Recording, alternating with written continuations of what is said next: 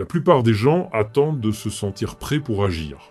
Mais la confiance ne vient jamais avant l'action. Elle en est la conséquence. Tu deviens confiant quand tu agis, même sans certitude, même avec la peur, même quand le doute tente encore de te convaincre d'abandonner. Pense à cela.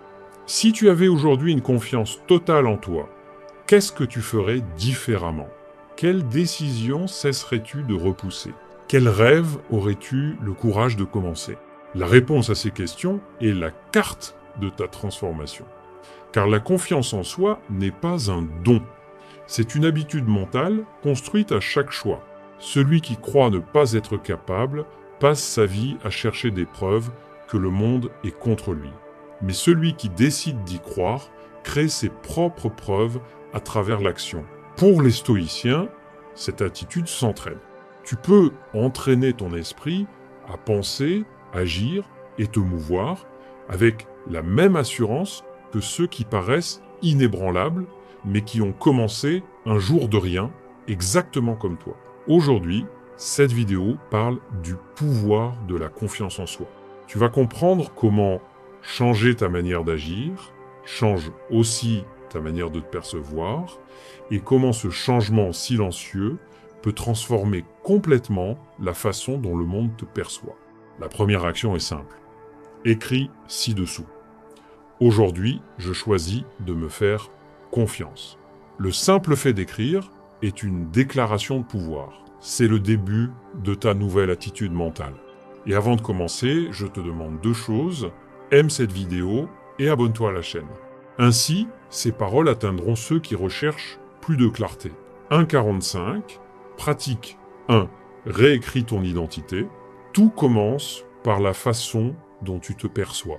Personne n'agit au-delà de ce qu'il croit être. Tu peux essayer de changer tes habitudes, te lever plus tôt, redoubler d'efforts, mais si au fond tu continues à croire que tu es la même personne qu'avant, tu finiras toujours par revenir au même point.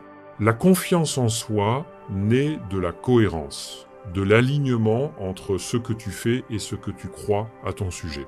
Certains essaient de se convaincre avec de belles phrases, d'autres pensent que seule la pratique transforme, mais le vrai pouvoir réside dans l'union des deux.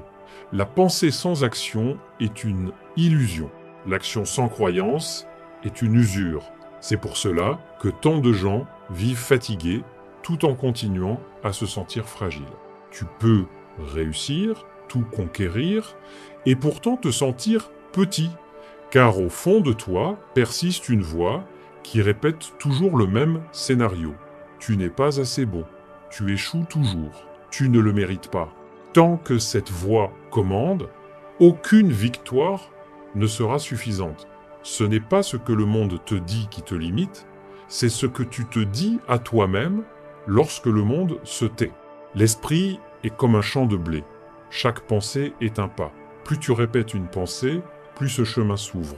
Au début, c'est difficile. Tu dois pousser, te frayer un passage. Mais avec le temps, le nouveau chemin devient naturel et l'ancien disparaît de lui-même. Changer n'est pas une question de force, c'est une question de constance. Tout ce que tu répètes devient une partie de ce que tu es. Pense à quelqu'un qui a passé toute sa vie à croire qu'il est timide. Même s'il s'améliore, même s'il est complimenté, il continuera à douter de lui tant qu'il n'aura pas changé la façon dont il se définit. Réécrire ton identité, c'est choisir une nouvelle route mentale et la parcourir chaque jour jusqu'à ce que ton nouveau toi te paraisse naturel. Ce n'est pas nier ce que tu as été, c'est cesser d'alimenter une version de toi qui ne te représente plus. Ne t'attends pas à ce que ton ancien esprit abandonne facilement, il va te tester, te pousser à reprendre l'ancien chemin. C'est pourquoi réécrire ton identité est une pratique quotidienne, observer, corriger, choisir à nouveau, jusqu'à ce que le nouveau toi devienne automatique. À partir d'aujourd'hui, cesse de répéter l'histoire qui t'affaiblit. Parle avec la voix de celui qui a déjà gagné. Agis comme quelqu'un qui y croit déjà. Marche comme quelqu'un qui a déjà confiance. Car le cerveau ne distingue pas la répétition de la réalité. Il répond à ce que tu pratiques avec constance. Laisse en commentaire. Aujourd'hui, je choisis de réécrire mon identité. 3.30, pratique 2. Traverse la ligne invisible. Si je te disais que la confiance en soi n'a rien à voir avec le fait de se sentir prêt, et tout à voir avec le fait d'agir même avec la peur. La plupart des gens croient que la confiance vient avant l'action. Mais c'est le contraire. Elle naît en chemin, au moment précis où tu décides d'avancer sans aucune garantie que ça va fonctionner. C'est là le point de bascule. Le doute est encore là. La peur essaye encore de t'arrêter. Mais tu avances quand même. Et ce pas change tout.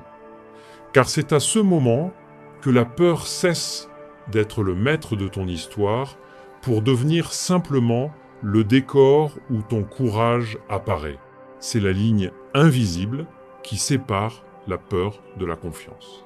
Une ligne que personne ne voit, mais que tout le monde ressent. Elle vit dans l'espace entre penser et agir. Et c'est là, exactement là, que la confiance commence à se construire. Le cerveau craint l'inconnu car il est fait pour te protéger. Ressentir la peur n'est pas un signe de faiblesse.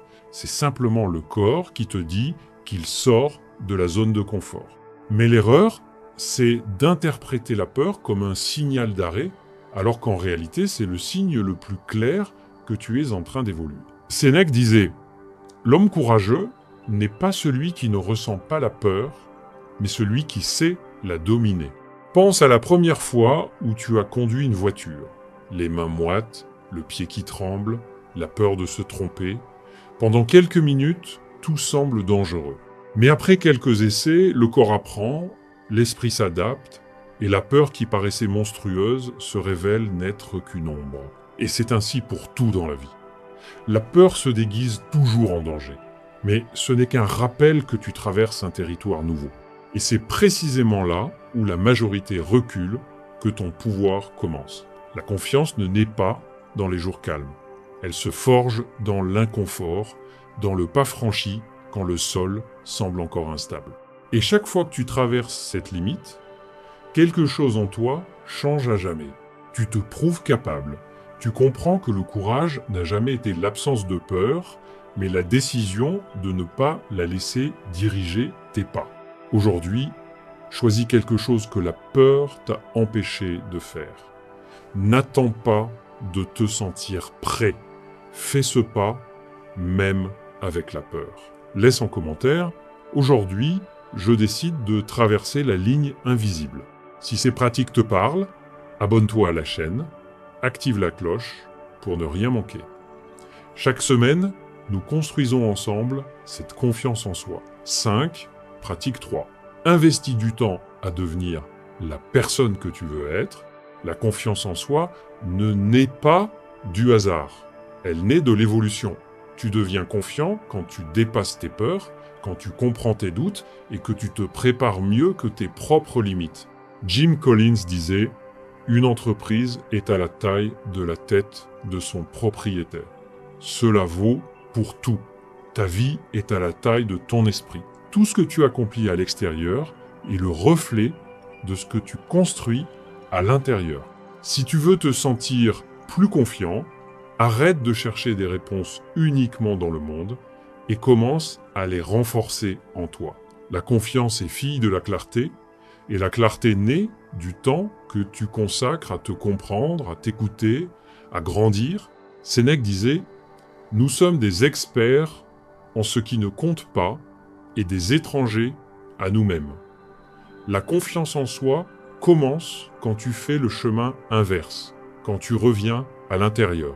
5 minutes par jour suffisent. 5 minutes de silence, de pause, de présence. Un petit intervalle entre ce que le monde exige et ce dont tu as vraiment besoin.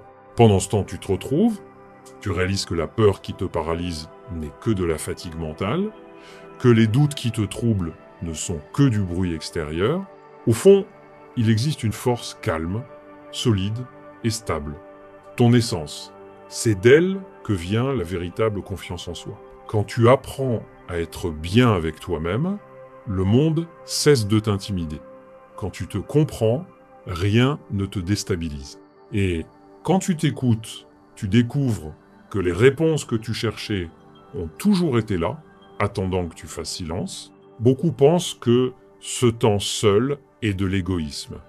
Mais c'est tout le contraire. C'est de l'amour de soi. C'est le moment où l'esprit ralentit et où l'âme respire. Le temps que tu te consacres est le même temps où ta clarté revient, ton énergie se renouvelle, ta confiance se reconstruit. Les stoïciens ont gravé cela dans la pierre. Connais-toi toi-même. C'est la racine de la confiance. Car celui qui se connaît se respecte. Celui qui se respecte s'écoute. Et celui qui s'écoute agit avec conviction. Aujourd'hui, choisis de renforcer ce qui soutient tout ce que tu fais, ta croissance intérieure. Consacre-toi du temps, même si personne ne le voit. Car c'est dans ce temps invisible que la force se forme. Plus tu grandis, plus tu crois en toi. Et c'est cela la véritable confiance en soi. Ne pas attendre de se sentir prêt, mais se préparer jusqu'à savoir que tu peux avoir confiance en la personne que tu es devenue. 6.30. Pratique 4. Empile des victoires jusqu'à ce qu'il ne reste plus aucun doute. La confiance en soi ne naît pas du hasard, elle naît des épreuves que tu as déjà surmontées. Chaque fois que tu affrontes quelque chose de difficile et que tu y survis, tu poses une pierre sur cette montagne intérieure qui te soutient. Plus cette montagne grandit, plus tu avances avec assurance. En toi existe une voix, ton maître confiance. Et lui, il ne croit qu'aux faits. Quand un défi surgit, il demande « Avons-nous déjà vécu cela ?» Si la réponse est non, il hésite. Mais si c'est oui, il consulte les archives. C'est pourquoi la confiance n'est pas un talent, c'est un historique. Plus tu te prouves à toi-même que tu peux réussir, moins ton esprit crée de la résistance. C'est comme sauter d'un plongeoir élevé. Le premier saut fait peur, le deuxième inquiète encore, mais après quelques sauts, la peur disparaît et le corps comprend « je l'ai déjà fait, tout va bien ». Le problème, c'est que ceux qui doutent d'eux-mêmes gardent souvent les échecs et effacent les victoires. Les personnes confiantes font l'inverse.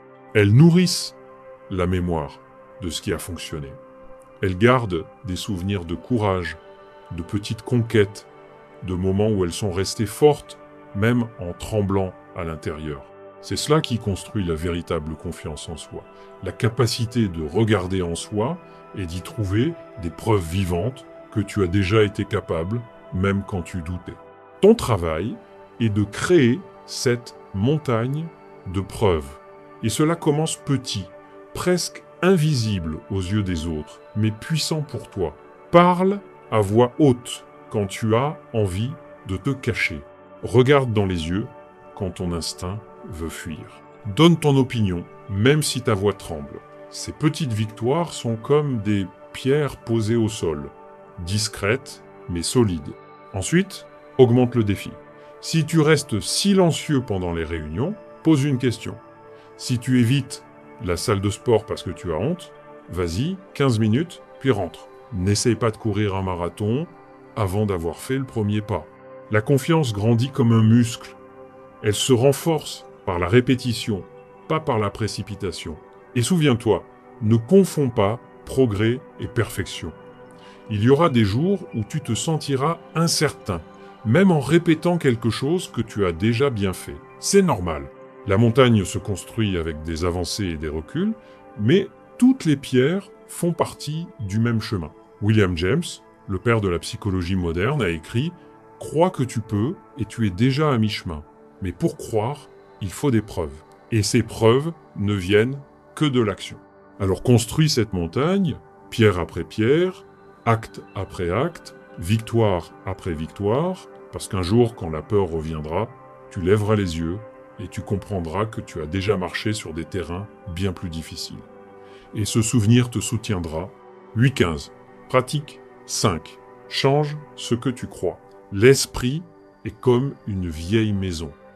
Si tu ne vérifies pas les fondations, elle s'effondre sur ses propres murs.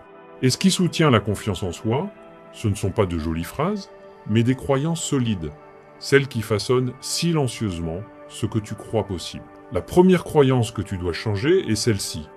La confiance en soi n'est pas un don, c'est un entraînement. Personne ne n'est confiant, tout le monde l'apprend. Pense à quelqu'un qui commence à parler une autre langue, à jouer d'un instrument ou à s'entraîner à la salle de sport. Au début, tout est étrange. La voix tremble, le corps se bloque, l'esprit invente 1000 excuses pour abandonner. Mais plus cette personne pratique, plus cela devient naturel. La confiance est ainsi, pas à pas, erreur après erreur, jusqu'à ce que la peur devienne habitude et l'habitude force. La deuxième croyance que tu dois briser est libératrice. Tu n'as besoin de l'approbation de personne pour vivre en paix. Le désir de plaire à tout le monde est une prison déguisée en gentillesse. Il te pousse à cacher ce que tu ressens, à dire ce que tu ne penses pas, à sourire quand tu veux crier. Mais celui qui cherche à être accepté par tous finit par s'éloigner de lui-même. Pense aux fois où tu as cessé d'agir par peur du jugement, où tu n'as pas osé essayer, te montrer, suivre ce en quoi tu croyais, juste pour ne pas paraître ridicule. C'est dans cet effort pour plaire que l'âme s'affaiblit. Marc Aurèle disait « C'est folie de vouloir l'approbation de ceux qui ne connaissent pas la vérité. La vérité est simple, tu ne seras jamais accepté par tous, et tu n'as pas besoin de l'être. L'approbation est instable, le respect de soi est permanent. La confiance en soi fleurit quand tu cesses de vouloir convaincre le monde, et que tu commences à te convaincre de qui tu es. Quand tu comprends qu'être authentique vaut plus qu'être populaire, remodeler tes croyances, c'est comme reconstruire la maison de ton esprit, abattre les murs fragiles, renforcer les colonnes, ouvrir des fenêtres sur le nouveau. Au début, c'est inconfortable. L'ancien grince, la poussière s'élève. Mais ce n'est que l'ancien qui cède la place au nouveau. C'est le signe que tu es en train de créer un esprit plus fort, une vie plus stable, une confiance qui ne dépend plus de l'approbation de personne. Laisse en commentaire. Aujourd'hui, je choisis de reconstruire mes croyances. 10. Pratique 6. Tu n'es pas né pour survivre, tu es né pour dominer ta vie. Beaucoup de gens traversent la vie en ne faisant que réagir, comme s'ils vivaient dans un champ de bataille invisible, luttant chaque jour pour ne pas tomber, sans jamais choisir la direction qu'ils veulent vraiment prendre. C'est le mode survie. Répondre à ce qui arrive, à ce que les autres disent, à ce que le hasard impose. Mais le prix à payer pour vivre ainsi est lourd. Celui qui ne fait que réagir ne gouverne jamais. Confucius disait « Il vaut mieux allumer une bougie que maudire l'obscurité ». Cette phrase ne parle pas seulement d'optimisme, elle parle de pouvoir. Tant que tu te plains de l'obscurité, tu restes son esclave. Mais lorsque tu décides d'allumer une bougie, même minuscule, tu deviens le maître de la lumière. Vivre en mode survie, c'est comme respirer à moitié.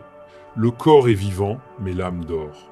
Tu te réveilles fatigué, tu cours toute la journée, et au final, tu as l'impression que rien n'a vraiment changé. Mais l'être humain n'est pas né pour réagir. Il est né pour diriger. La différence entre survivre et vivre est simple. Celui qui survit fuit la douleur. Celui qui vit la transforme. Sortir du mode survie, c'est cesser de réagir et commencer à choisir. Choisir ce qui mérite ton énergie, ce qui occupe ton esprit, ce qui vaut ton temps. C'est dire stop au pilote automatique et reprendre le volant de ta propre conscience. C'est à ce moment-là que naît la confiance en soi, quand tu décides d'affronter les défis par choix et non par hasard. Ce n'est pas une question de vaincre le monde, mais de reprendre la direction de ta propre route. Épictète disait « Aucun homme n'est libre s'il n'est maître de lui-même ». Être maître de soi, c'est précisément cela. Dominer l'instinct de réagir, exercer le pouvoir de choisir avant l'impulsion. Les personnes véritablement confiantes ne vivent pas sans peur. Elles ont simplement appris à respirer à l'intérieur de celle-ci. Elles ne laissent pas l'anxiété crier plus fort que la raison. Tu veux savoir ce qu'est la liberté? C'est regarder une provocation et choisir le silence. C'est voir la peur et malgré tout faire le pas suivant. C'est dire non sans culpabilité et oui sans peur. La confiance naît dans ces moments invisibles, dans les petites victoires quotidiennes que personne ne voit, mais qui changent tout. Commence maintenant, exerce l'autocontrôle dans les petites choses, respire avant de répondre, résiste à l'impulsion de te justifier, dis non quand ton cœur dit non. Ces gestes simples sont l'entraînement silencieux de la liberté intérieure. Chaque décision lucide est une brique dans les fondations de ta confiance en toi. Parce qu'au fond, la confiance en soi est le reflet direct de ta capacité à choisir. Et le jour où tu cesseras de réagir pour commencer à décider sera le jour où la vie cessera d'être une lutte et deviendra enfin ton chemin. 11:45, pratique 7, ne place personne au-dessus de toi. As-tu déjà remarqué comment ton corps réagit quand tu es face à quelqu'un que tu admires? La voix change, le regard se perd, le cœur s'accélère. Ce n'est pas du respect, c'est de l'intimidation. Et elle naît d'une erreur subtile. Placer l'autre sur un piédestal et sans t'en rendre compte, te diminuer devant lui. Les personnes vraiment confiantes voient le monde autrement. Elles ont compris quelque chose de simple, mais de libérateur. Personne n'est au-dessus, personne n'est au-dessous. Nous sommes tous faits de la même matière, des mêmes doutes, des mêmes peurs et contradictions. La différence, c'est que certains ont appris à s'accepter tels qu'ils sont, tandis que d'autres vivent encore en essayant de prouver qu'ils méritent d'exister. Épictète disait « c'est pas la personne qui t'impressionne qui est grande, c'est l'image que tu crées d'elle.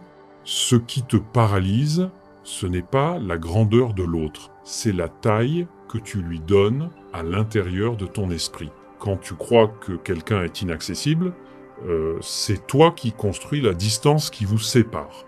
Pense à toutes ces fois où tu t'es rétréci devant quelqu'un de charismatique, de beau ou de réussi. Sans t'en rendre compte, ton corps adopte la posture de l'infériorité. Épaules courbées, respiration courte, regard fuyant, mais rien de tout cela n'est naturel. C'est appris. Depuis l'enfance, on nous a appris à admirer les autres plus qu'à nous reconnaître nous-mêmes. Et nous avons grandi en confondant humilité et soumission. Le vrai respect ne te fait pas te diminuer, il te fait t'élever. Admirer quelqu'un, ce n'est pas se sentir plus petit, c'est reconnaître en l'autre le reflet de ce qui existe aussi en toi. Quand tu comprends cela, le monde cesse de paraître divisé entre gagnants et spectateurs. Il devient un espace d'égal à égal. Chacun a une étape différente du même apprentissage. Vois la vie comme une grande scène. Chaque personne a son rôle, sa lumière, son moment. Mais personne ne brille plus que nécessaire. Et la lumière de l'un n'éteint jamais celle de l'autre. La scène de la vie est assez grande pour tous, mais tu dois te tenir debout, non pas comme figurant, mais comme protagoniste de ton histoire. À partir d'aujourd'hui, ne te place en dessous de personne. Regarde dans les yeux, garde la poitrine droite, et souviens-toi, tout être humain ressent la peur, le doute et la fragilité, y compris ceux qui paraissent inébranlables. Ce qui les différencie, ce n'est pas l'absence de peur, mais le courage d'agir malgré elle. Et ce courage n'est pas le privilège de quelques-uns, c'est un choix. Un choix que chacun peut faire, y compris toi. Chaque fois que tu affrontes une conversation difficile, que tu prends position ou que tu dis non avec calme, tu envoies un message silencieux à ton cerveau, moi aussi, j'ai de la valeur. Et c'est ainsi que la confiance grandit, non par de grands bonds, mais par de petites attitudes quotidiennes. Être confiant, ce n'est pas se croire meilleur, c'est comprendre que l'on est suffisant. C'est marcher dans le monde sans devoir se prouver sans cesse, avec la sérénité de celui qui connaît sa propre valeur. Laisse en commentaire, aujourd'hui, je choisis de me tenir debout. 13:30. Conclusion. La confiance devient ton plus grand pouvoir. Si cette vidéo t'a aidé à voir la vie avec plus de clarté, laisse ton like, partage-la avec quelqu'un qui a besoin d'entendre ce message et abonne-toi à la chaîne. Et n'oublie jamais, la vie change quand tu cesses de douter et que tu commences à agir comme quelqu'un qui croit en lui. C'est ainsi que la confiance en soi devient ton plus grand pouvoir. Merci d'avoir regardé.